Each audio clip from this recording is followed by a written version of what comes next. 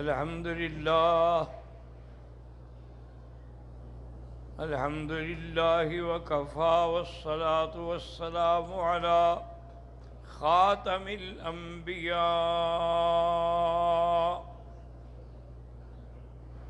سيدنا وحبيبنا محمد المصطفى وعلى آله المجتبى وأصحابه النجبى. اللهم صل على سيدنا محمد النبي الأمي الهاشمي وعلى آله وأصحابه نجوم الهدى. أما بعد فقد قال الله تبارك وتعالى في القرآن المجيد والفرقان الحميد: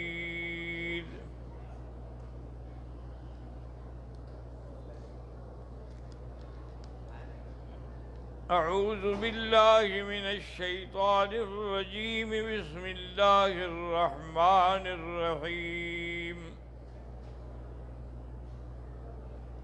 سبحان الذي أسرى بعبده ليلا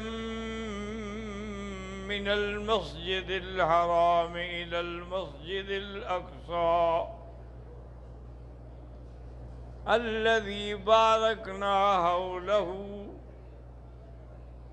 لنريه من آياتنا إنه هو السميع البصير.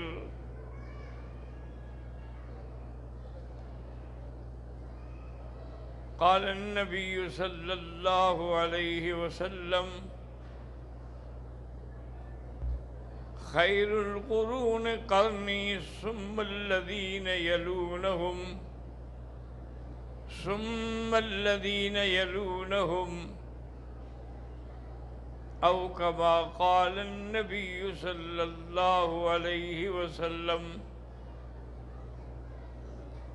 صدق الله العلي العظيم وصدق رسوله النبي الكريم، ونحن على ذلك لمن الشاهدين ومن الشاكرين، والحمد لله رب العالمين.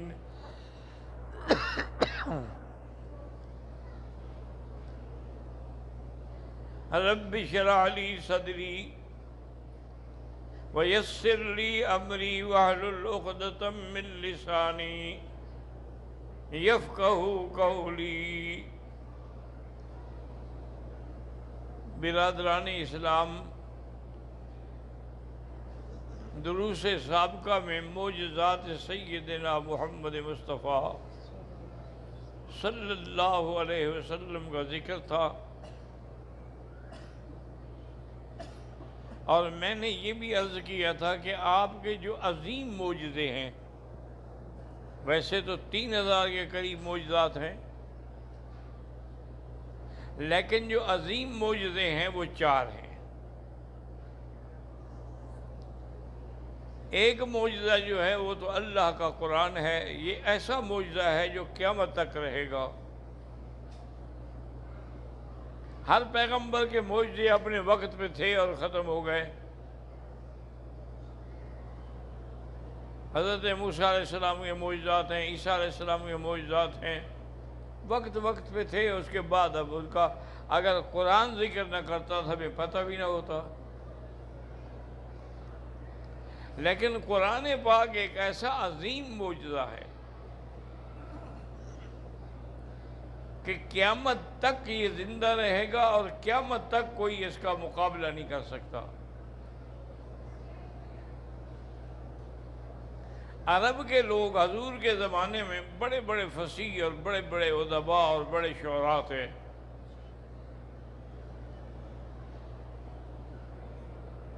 لیکن جب قرآن پاک آیا مقابلے میں تو اب وہ حیران ہو گئے کہ اس کا تو ہم کوئی توڑ ہی نہیں کر سکتے۔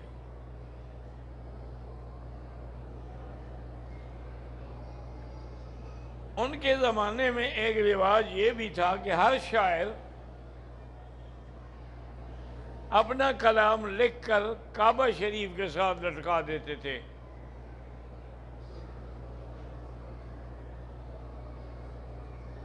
اسی کے آج کتابیں اسی نام پہ 7 معلقہ پڑھائی جاتی ہیں۔ تو ایک صحابی نے اللہ کے قرآن کی سب سے چھوٹی سورت جو ہے اِنَّا أَعْطَيْنَاكَ الْكَوْثَرَ فَصَلِّ لِرَبِّكَ وَانْحَرْ إِنَّ شَانِئَكَ هُوَ الْأَبْتَرُ لکھ کے لٹکا دی کعبے کے خلاف سے۔ اب جو بھی ان کا شاعر آئے، ادیب آئے، دیکھے اور چپ۔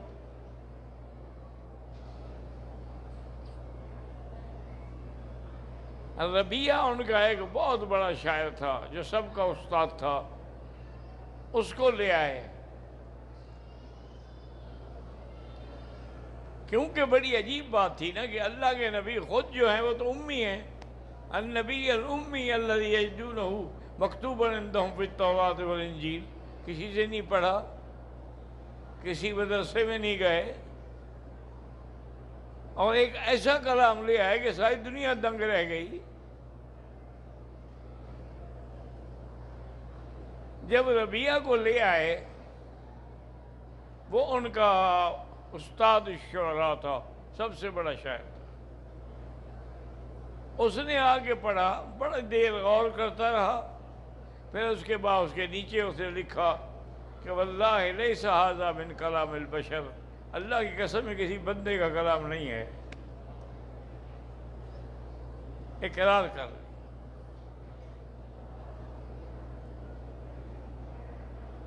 یعنی اتنا بڑے شاعر مجبور ہو گئے،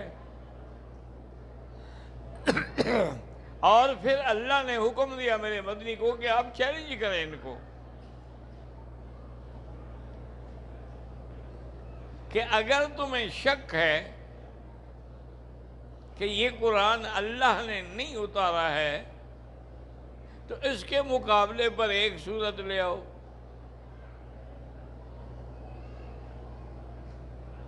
اور ساتھ اللہ نے یہ بھی بتلا دیا کہ اِن لَمْ تَفْعَلُوا وَلَن تَفْعَلُوا، نہ کر سکے ہیں نہ قیامت تک یہ مقابلہ کر سکیں گے۔ آج آپ دیکھیں دنیا کتنی ترقی کے معراج پہ پہنچ گئی ہے، آسمانوں پہ کمند ڈالی جا رہی ہے، چاند پہ اتر رہے ہیں، لیکن ان تمام چیزوں کے باوجود قرآن کے مقابلے پہ کوئی ایک سورت بھی نہیں بنا سکے۔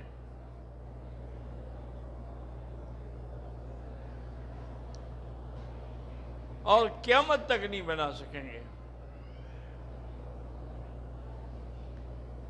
ان کنتم فی ریب مما نزلنا علی عبدنا فأتوا بسورۃ من مثلہ وادعوا شہداءکم من دون اللہ ان کنتم صادقین۔ اللہ نے فرمایا اگر تمہیں شک ہے کہ یہ قرآن اللہ نے نہیں ہوتا، تم بھی بنا، عربی ہو تم بھی، تمہیں بھی تو اپنی کلام دانی پہ بڑا ناز ہے نا۔ باقی سب کو اجمی کہتے ہیں، اجمی کا کیا مطلب ہے؟ گنگا، یعنی سارے جو لوگ دنیا جو ہے وہ گنگا ہے، صرف بولنے والے ہم عرب ہیں۔ تو جب تمہیں اپنے اوپر اتنا ناز ہے، اور پھر یہ نہیں کہ صرف تم، قُلْ لَئِنِ اجْتَمَعَتِ الْإِنسُ وَالْجِنُّ عَلَىٰ أَن يَأْتُوا بِمِثْلِ هَٰذَا الْقُرْآنِ لَا يَأْتُونَ بِمِثْلِهِ وَلَوْ كَانَ بَعْضُهُمْ لِبَعْضٍ ظَهِيرًا۔ اللہ نے فرمایا اگر ساری دنیا کے انسان اور جن بھی اکٹھے کر دو کہ اللہ کے قرآن کا مقابلہ کریں تو ایک آیت بھی نہیں بنا سکتے. تو اس لیے سب سے بڑا معجزہ جو ہے حضور کا وہ اللہ کا قرآن ہے، جس کی دیانت، جس کی حقانیت، جس کی سچائی، جس کی صداقت مسلم ہے، کوئی آج تک اس کا انکار نہیں کر سکا. ایک آدمی نہ مانے لیکن یہ نہیں کہہ سکتا کہ قرآن میں نعوذ باللہ فلاں چیز غلط ہے.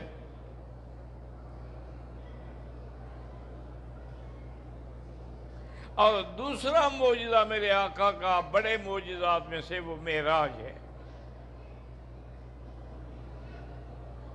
معراج کے یاد رکھو کہ دو حصے ہیں، ایک اسراء ہے اور ایک حصہ معراج ہے. اسراء کا معنی یہ ہے کہ مکے سے مسجد اقصی تک کا سفر، یعنی زمین کا سفر ہے، یہ اسراء ہے. اور اسراء کہتے ہی رات کے سفر کو ہیں.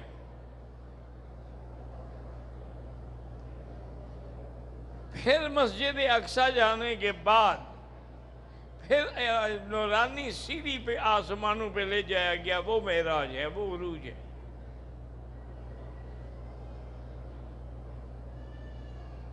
حضور فرماتے ہیں کہ اللہ کے فرشتے آئے اور انہوں نے مجھے اٹھایا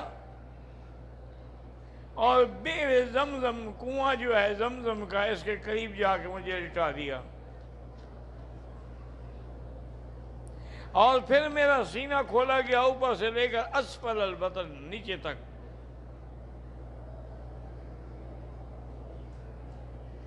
اور جبرائیل امین ایک تشت سونے کا لے آئے جنت سے، جو ایمان اور حکمت سے بھرا ہوا تھا. انہوں نے وہ میرے سینے میں انڈیلا اور پھر میرے دل مبارک کو زمزم کے پانی سے دھویا. اسی حدیث مبارک سے علماء نے یہ مسئلہ نکالا ہے کہ زمزم کا پانی جو ہے وہ جنت کے حوض کوثر سے بھی افضل ہے، کیونکہ اگر وہ پانی افضل ہوتا تو جبریل وہاں سے لے آتے.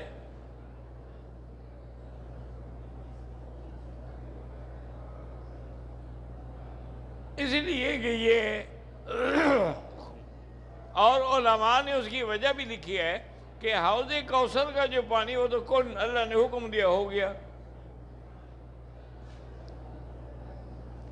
لیکن زمزم کا پانی جو ہے یہاں اسماعیل تڑپے ہیں پیاس سے، ان کی ایڑیاں یہاں لگی ہیں.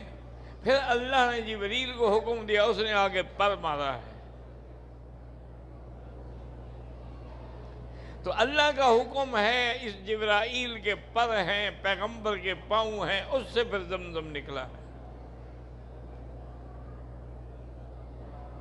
اور زمزم کیوں کہتے ہیں یاد رکھو اس کو کہ جب یہ پانی نکلا نا تو بی بی گھبرائی ہوئی تھی نا، پانی نہیں مل رہا تھا، تو اس نے جلدی جلدی پتھر رکھنے شروع کیا اور کہا زم زم، ٹھہر جا ٹھہر جا، کہیں ایسا نہ ہو کہ سارا پانی چلا جائے. میرے آقا فرماتے ہیں کہ رحم اللہ ام اسماعیل، اللہ اسماعیل علیہ السلام کی والدہ پہ رحمت کرے، اگر نہ روکتی تو یہ بھی ایک دریا چل پڑتا. لیکن اللہ یہی چاہتے تھے کہ کعبہ بھی یہیں ہو، لوگ یہیں آئیں، یہ نہیں کہ کعبہ چل کے جائے. روضہ بھی مدینے میں ہو، لوگ ادھر ہی آئیں، یہ نہیں کہ روضے والا چل کے جائے.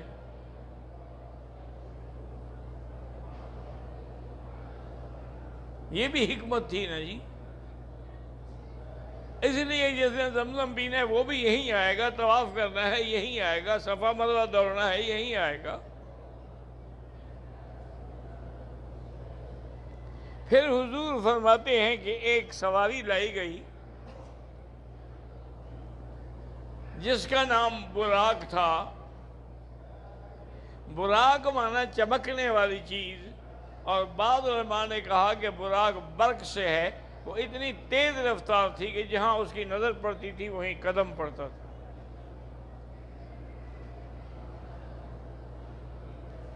حضور پاک کو براق پہ سوار کیا گیا۔ اب دیکھیں کہ اللہ کا نبی سید البشر، خیر البشر، افضل البشر، وہ سوار ہیں اور جبریل خادم بن کے ساتھ جا رہے ہیں۔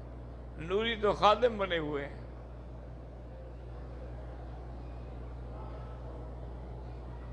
اصل شان تو یہی ہے نا کہ بشر ہو کے سرداری کرے۔ سبق ملا ہے یہ معراج مصطفیٰ سے مجھے کہ عالم بشریت کی زد میں ہے گردوں۔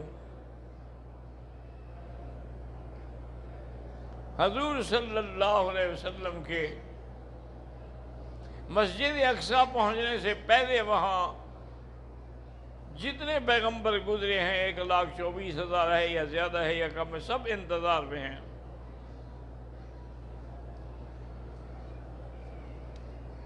اور سارے صفیں بنا کے کھڑے ہیں،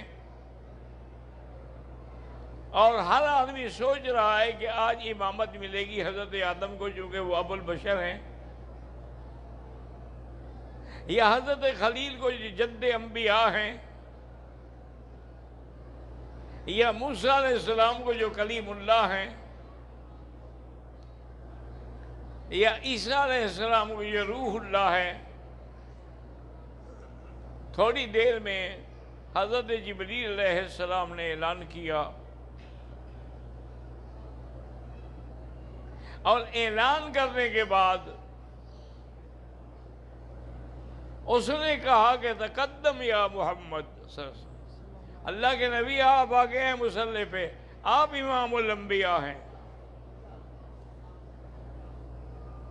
اور ایک کتاب میں یہ بھی آتا ہے کہ جبریل نے کہا صرف مشارق الارض و مغاربہا، میں نے ساری دنیا دیکھ ڈالی ہے، ما رأیت مثل محمد، میں نے محمد مصطفیٰ جیسا نہیں دیکھا۔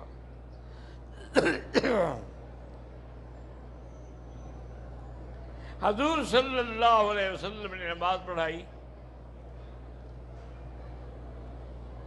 اور اس کے بعد پھر آپ معراج ہے عروج سے اوپر جانا۔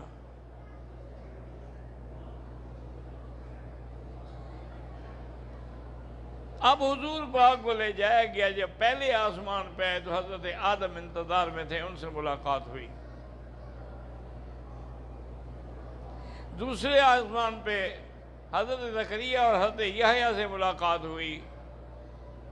تیسرے سے حضرت یوسف علیہ السلام سے ملاقات ہوئی۔ اسی طرح ملاقات ہوتی گئی، اور چھٹے آسمان پہ حضرت موسیٰ علیہ السلام سے ملاقات ہوئی، اور ساتویں آسمان پہ جد الانبیاء حضرت ابراہیم الخلیل سے ملاقات ہوئی۔ سب انبیاء استقبال میں ہیں۔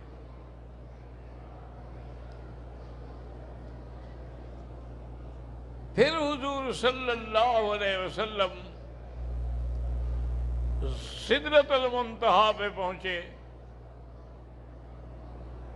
پھر اس سے آگے مقام شریف الاقلام پہ پہنچے،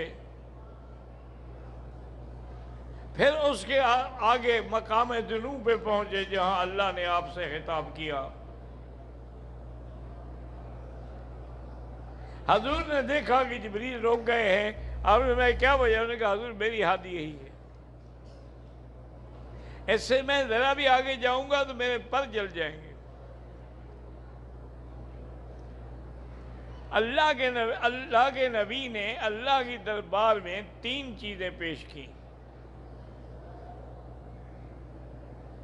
التحیات للہ والصلوات والطیبات، یہ 3 چیزیں اللہ نے 3 انعام دیے اسی وقت۔ السلام علیک ایھا النبی ورحمۃ اللہ وبرکاتہ۔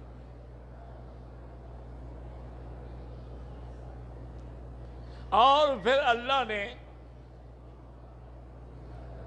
حضور کی امت کے لیے 50 نمازیں پڑھنے کا حکم دیا۔ حضور صلی اللہ علیہ وسلم جب واپس آئے، نیچے آئے، تو حضرت موسیٰ علیہ السلام نے عرض کیا کہ یا محمد ارجع الی ربک واسألہ التخفیف، واپس جائیں اللہ سے معافی مانگیں، میری امت 3 نمازیں نہیں پڑھتی تھی، آپ کی امت 50 پڑھے گی۔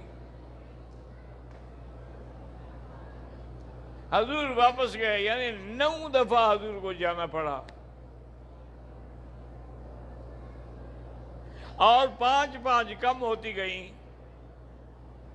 آخر میں جب 5 رہیں تو اللہ نے فرمایا کہ میرا مدنی تیری امت پڑھے گی تو 5، لیکن لکھیں گے ہم 50، کیونکہ لا تبدیل لکلمات اللہ، میرا حکم بدلا نہیں کرتا، میں نے 50 کا حکم دیا تھا۔ تو من جاء بالحسنۃ فلہ عشر امثالھا، ایک نیکی 10 گنا، جب 5 پڑھیں گے ہم 50 لکھیں گے۔ حضور صلی اللہ علیہ وسلم یعنی پوری رات بھی نہیں گزری، یاد رکھو، کیونکہ قرآن بھی یہی کہتا ہے کہ اسریٰ بعبدہ لیلاً، لیلاً تنوین ہے،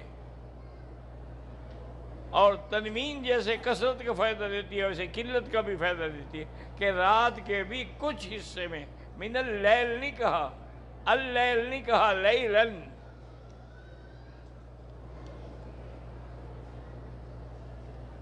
حضور صلی اللہ علیہ وسلم واپس مکہ آ گئے، ابھی رات بھی نہیں گزری،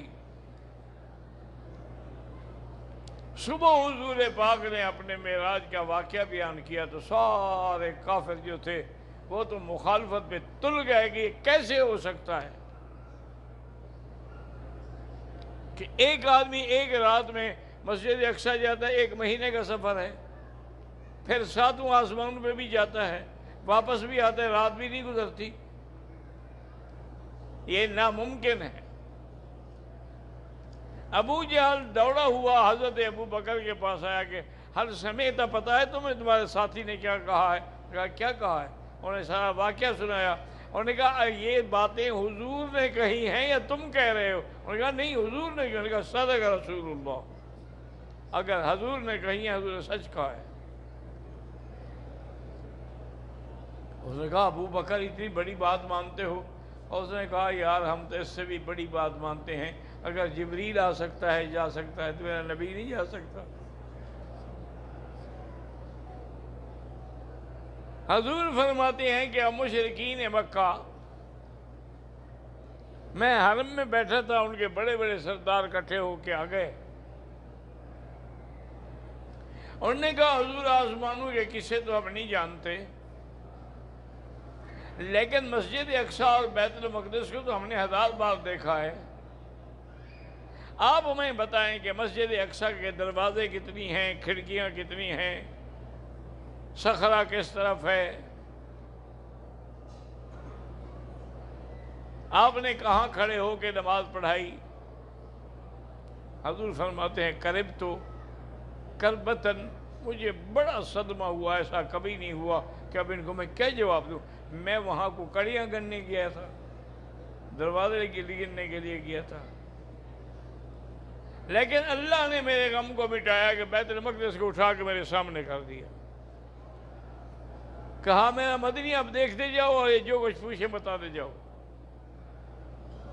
اب کافر جو بھی سوال کریں حضور فوراً جواب دے دیں، کیونکہ دیکھ رہے ہیں سامنے۔ اب اس کے بعد کوئی حل نہیں بچا مشرکین مکہ، کہنے لگے اچھا ایک بات ہے کہ ہم باہر سے جو لوگ آئیں گے نا ان سے پوچھیں گے، تسلی کریں گے، پھر آپ سے بات کریں گے۔ اور ایک نے یہ سوال کیا کہ ہمارا قافلہ گیا ہوا ہے تجارت کا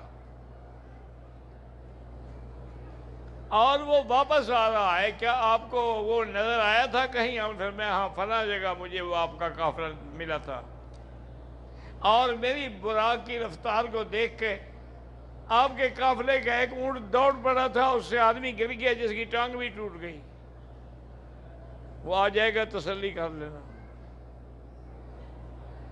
اسی طرح وہ آ گیا، اسی طرح واقعے کی تصدیق ہو گئی۔ اب کیا کہنا کہ انکار، ضد کا تو کوئی علاج نہیں نا دنیا میں۔ تو یہ ایسے عظیم معجزات تھے حضور کے جو کسی پیغمبر کو نہیں ملے۔ تمام پیغمبروں نے آپ کا استقبال کیا، آپ کے پیچھے نماز پڑھی، آسمانوں پر فرشتوں نے آپ کا انتظار کیا، جنت کو سنوارا گیا، جہنم کو بند کیا گیا، اللہ نے اپنے نبی سے ہم کلام ہوئے،